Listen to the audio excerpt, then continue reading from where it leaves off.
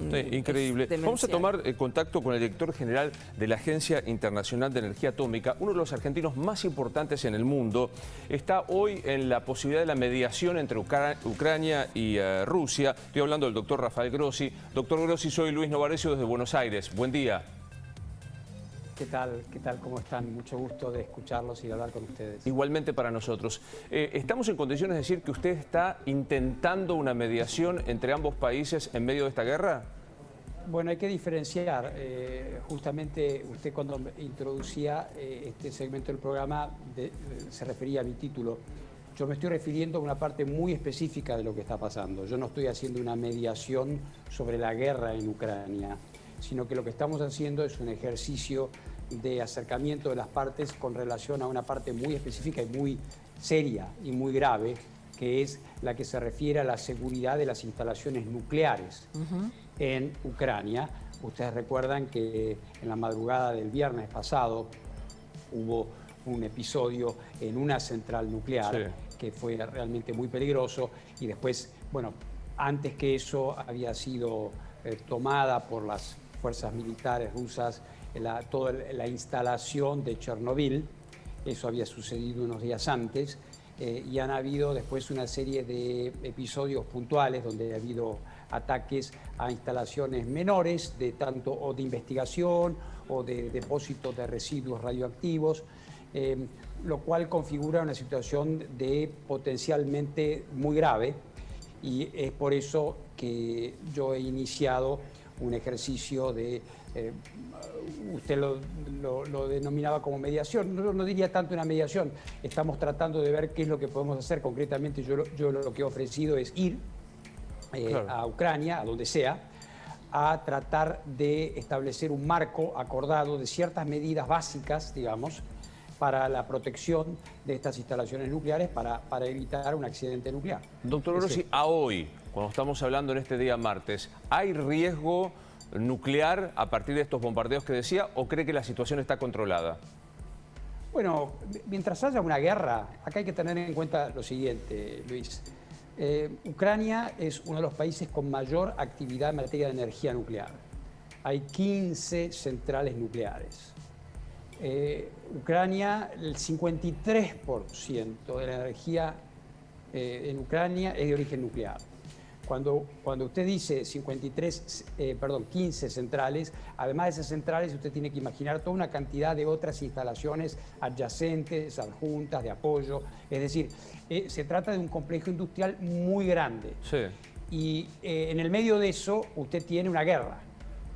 Entonces, decir que la situación está bajo control, creo que lamentablemente no lo podemos decir. Lo que podemos tratar de hacer es circunscribir los riesgos, y eso es lo que estamos tratando de hacer desde el OIEA, que es el organismo mundial, digamos, de seguridad y de control de todo lo que tiene que ver con la actividad nuclear. Entonces, el riesgo latente siempre está. Rafael, ¿Estados Unidos le sigue comprando uranio a Rusia mientras todo esto ocurre? No. Está interrumpido eso, digamos.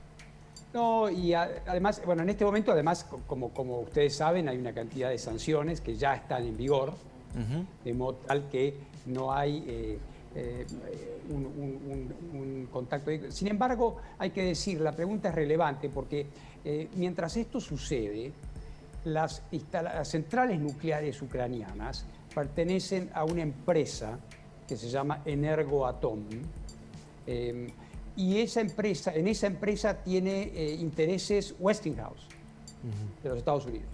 De modo tal que la interrelación entre compañías o intereses de Estados Unidos o occidentales es muy grande, y hay mucha. Y eso es uno de los puntos justamente que estoy tratando en el marco de este ejercicio que estoy intentando acercar, porque, por ejemplo, uno de los problemas que tenemos es que la cadena de aprovisionamiento de estas centrales nucleares se ha interrumpido, como es obvio.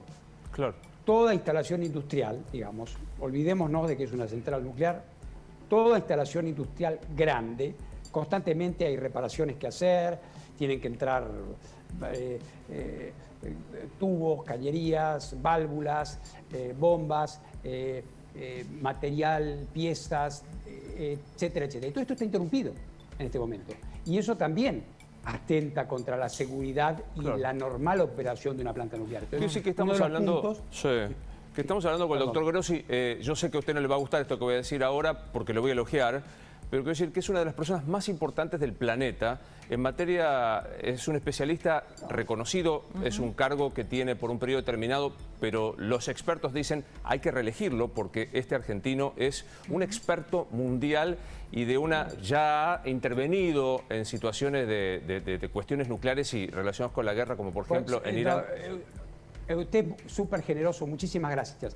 Pero lo que pasa es que, y lo que estamos tratando de hacer es que el OIA, digamos, tiene una misión que es muy importante. Porque, por ejemplo, les cuento una anécdota. Sí. Yo en este momento, para venir a hablar con ustedes, me salí de otra reunión.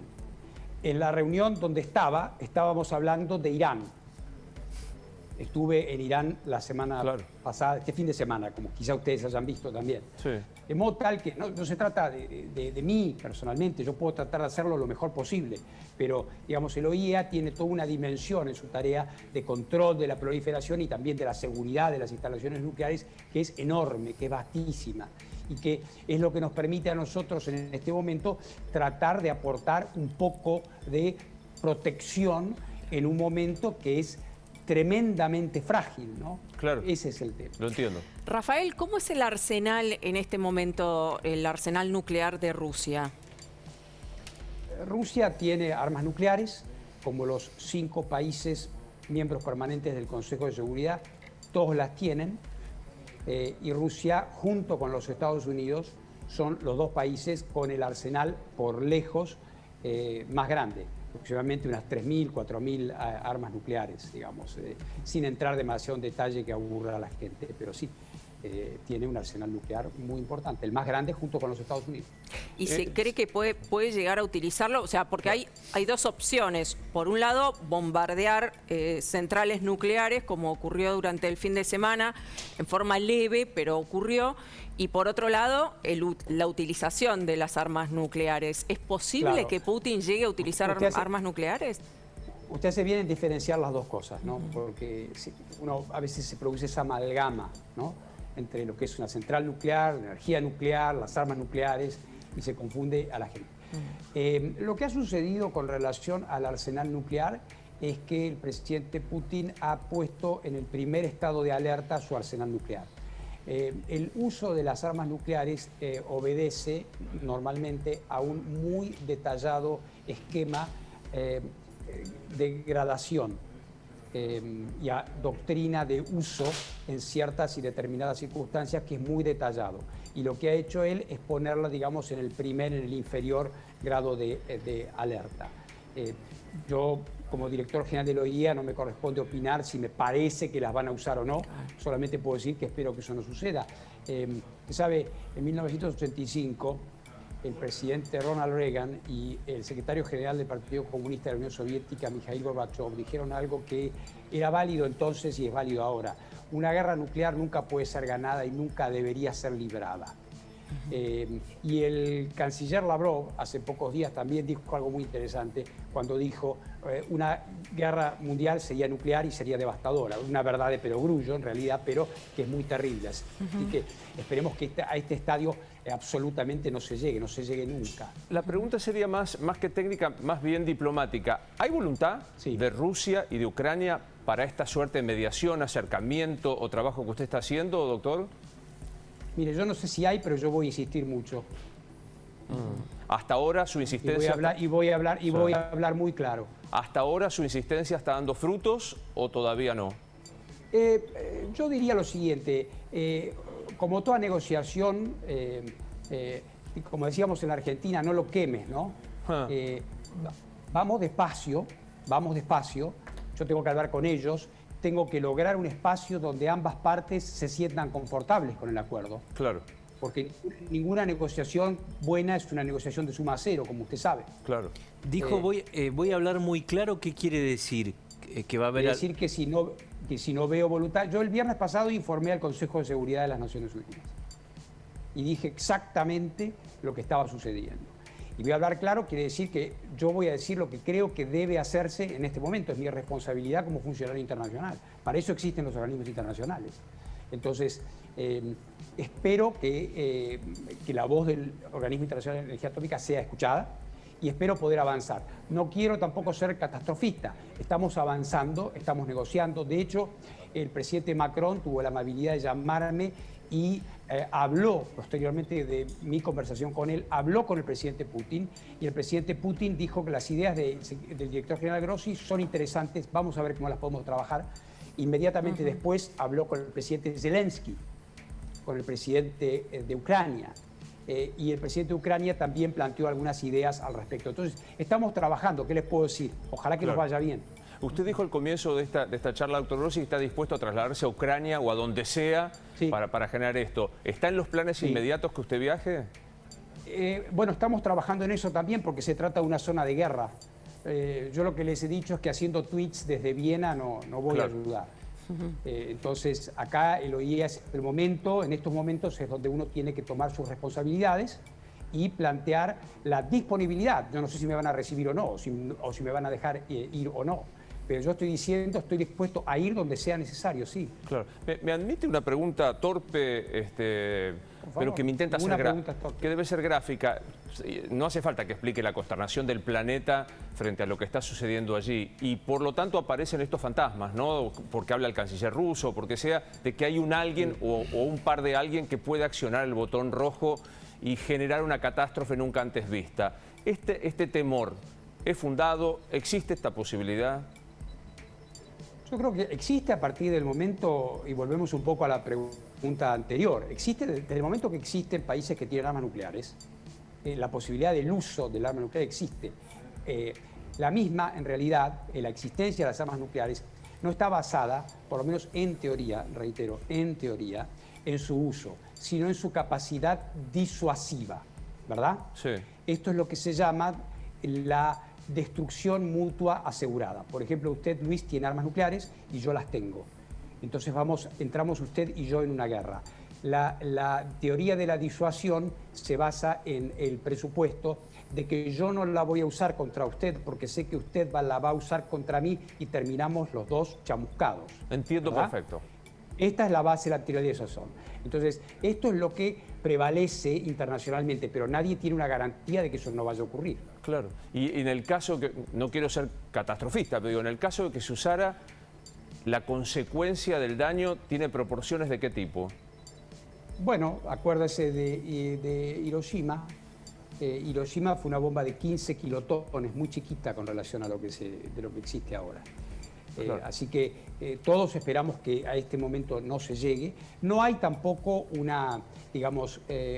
riesgo muy grande en el sentido que en este momento no hay un conflicto entre potencias nucleares. En todo caso, lo que hay es un conflicto entre una potencia nuclear, la Federación de Rusia, y un país que tuvo armas nucleares, no las tiene más, porque recordemos ustedes, la historia es muy importante, ¿no? Muy importante. Recordemos que Ucrania era una república socialista soviética.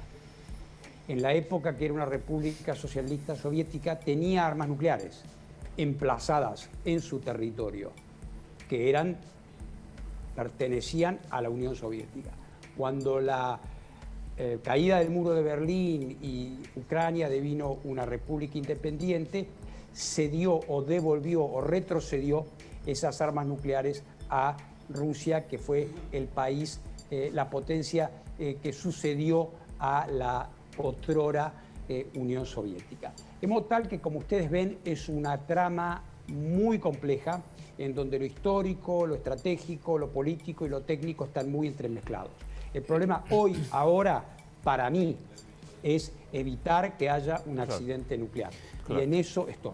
Rafael, ¿vamos a un mundo en el que los países van a tener arsenales nucleares más que ahora? ¿Van a tratar de armarse más? Esa es otra parte de mi trabajo, que es la no proliferación. Pero es difícil en este contexto, ¿no? No, no es tan difícil, porque los que tienen las armas nucleares las tienen, ¿verdad? Pero para que otros no las tengan, existe el OIEA, que tiene un inspectorado internacional. Nosotros inspeccionamos a todos los países, incluido al nuestro, ¿no? Porque cuando usted tiene centrales nucleares, tiene material nuclear. Ese material nuclear puede ser uranio enriquecido o puede ser plutonio, que son las dos cosas con las que usted puede hacer un arma nuclear. Y eso, para asegurarse de que eso no sea desviado, no sea utilizado en un arma nuclear, están los inspectores del OIEA, que tiene a través de un sistema que se denomina en la jerga técnica salvaguardias, es decir, inspecciones a todos los países. Claro, pero pienso en Europa, por ejemplo, teniendo a Rusia al lado, Sí. a partir de ahora va a haber países que van a decir, bueno, no, necesitamos tener una defensa nuclear.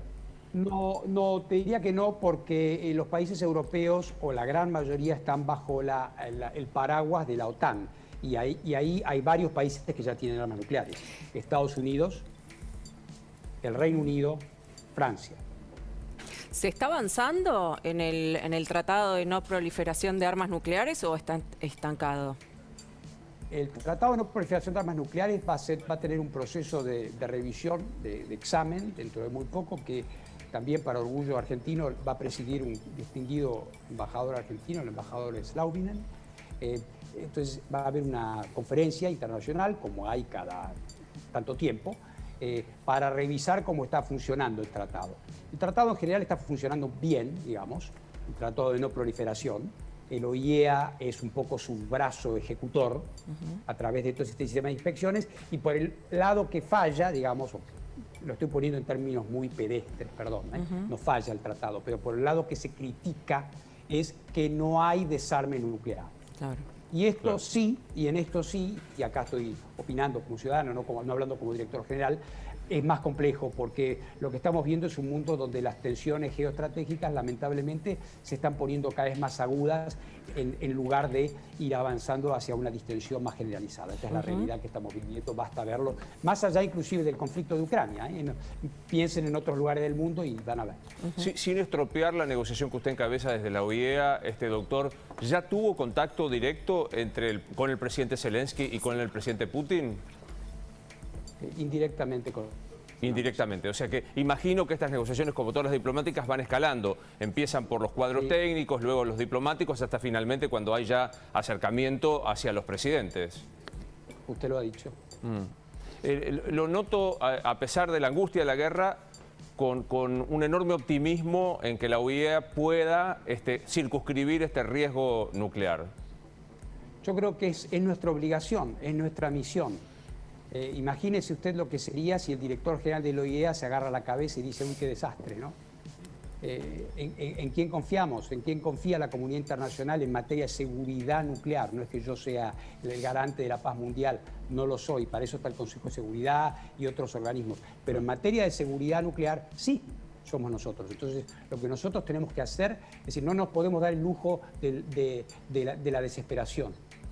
Claro. Pero Rafael, usted seguramente entiende que cuando se habla de energía atómica o de la palabra atómica genera miedo, incertidumbre, temor, porque también hay mucha ignorancia de este lado que no sabemos, ¿no?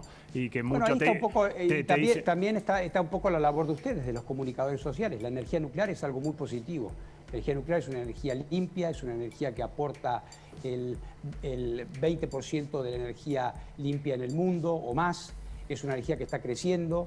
En muchos países en vía de desarrollo. Nosotros somos un país nuclear hace 70 años, ¿no? Y sin ningún tipo de problema. Esta semana Nigeria anunció que avanza con un programa nuclear, Filipinas, o sea, muchos países en vía de desarrollo están yendo por esa vía, porque inclusive geoestratégicamente les da autonomía, les da independencia. Ese es otro tema para otro momento, otra discusión. El tema de la energía nuclear y si es buena o es mala, ese también es otro debate muy rico que existe en el mundo con los ecologistas y demás, ¿no? Pero Rafael, pero no, es el tema del día, creo. Sí, termino la pregunta. Usted en un principio habló de protección. ¿Protección a qué?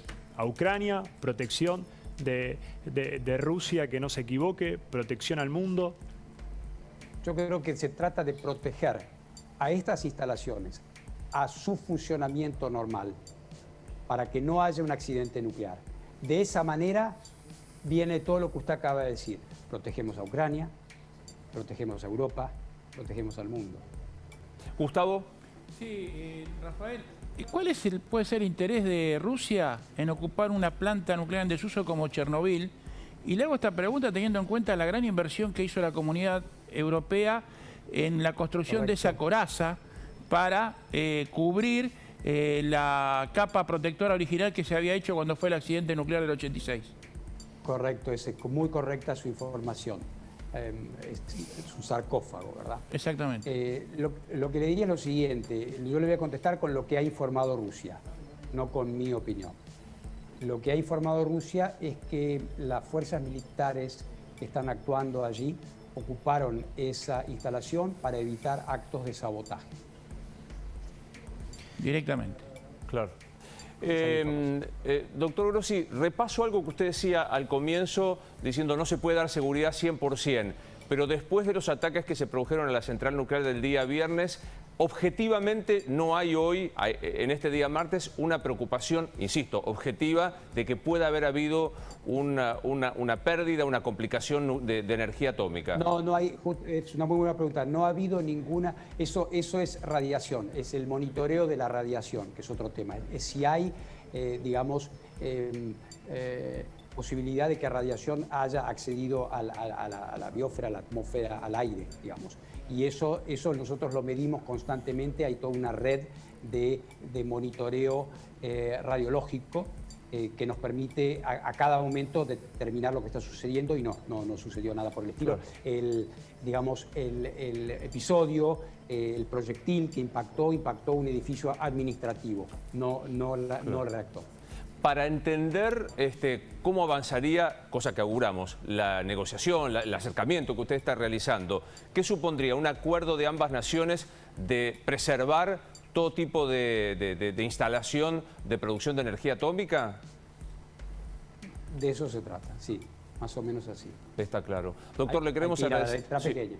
Sí, por favor, por favor. Sí, perdón. No, es la letra pequeña, pero el concepto es exactamente el que usted acaba de escribir. Está claro. Me deja una última personal. ¿Me explica cómo llega hasta allí? Corríjame, usted se ha formado en ciencia política. ¿Cómo llega su vocación por este trabajo? Se daría para muchos. Yo soy un funcionario de carrera del Servicio Exterior de la Nación. Eso es lo primero. Lo segundo es que trabajé en temas nucleares desde el principio y tiene que ver mucho con nuestra historia como país, porque cuando yo egresé como tercer secretario, digamos como en el rango más bajo de la carrera, en el momento que retornaba la democracia en la Argentina. Y en aquel momento el presidente Alfonsín hereda un programa nuclear que estaba en manos de la Armada. Recuerdan, quizá los memoriosos recuerden al almirante Castro Madero, sí, claro, el presidente de la Comisión Nacional de Energía Atómica. Hereda un programa grande, un programa nuclear, un programa que acababa de anunciar nada menos que el enriquecimiento de uranio. Y entonces el gobierno democrático hereda eso, no sabía bien qué estaba heredando y se formó un grupo pequeño en la Cancillería Argentina, de funcionarios que ahora somos ya grandes, y que trabajamos entonces en la determinación de lo que había en la Argentina y de proyectar una política exterior nuclear pacífica. Y ahí empecé. La verdad que en usted, y agradeciéndole el reconocimiento a un instituto de formación de diplomáticos de carrera de enorme prestigio, del que usted forma parte y que no muchas veces reconocemos. El ISEN. Exactamente. El ISEN, el Instituto del Servicio Exterior de la Nación. Efectivamente. Doctor Grossi, ha sido un verdadero honor conversar y le vamos a decir algo muy básico. La mejor de las suertes por el bien de la humanidad en la negociación. Muchas gracias. Fue un placer hablar con ustedes. Que siga usted bien. Que estén muy bien. Igualmente. Muy, bien. Muy impresionante, la verdad, este argentino que, digo, es una muy claro además para hablar, ¿no? Claro, muy importante. O sea, es la persona que desde Naciones Unidas monitorea el trabajo de energía atómica y que ya intervino. Él me interrumpió porque no quería que lo siguiera elogiando. Él interviene en Irán, cuando Irán con tecnología atómica amenazaba con utilizarla. Y es una negociación reconocida en todo el planeta, ¿no? Y fíjate el discurso, ¿no? Vos le preguntás y dice, imagínese si el presidente de un organismo como este se agarra la cabeza, tengo que ser optimista, pero firme al mismo tiempo, ¿no? Dice, voy a ser claro. Muy impresionante.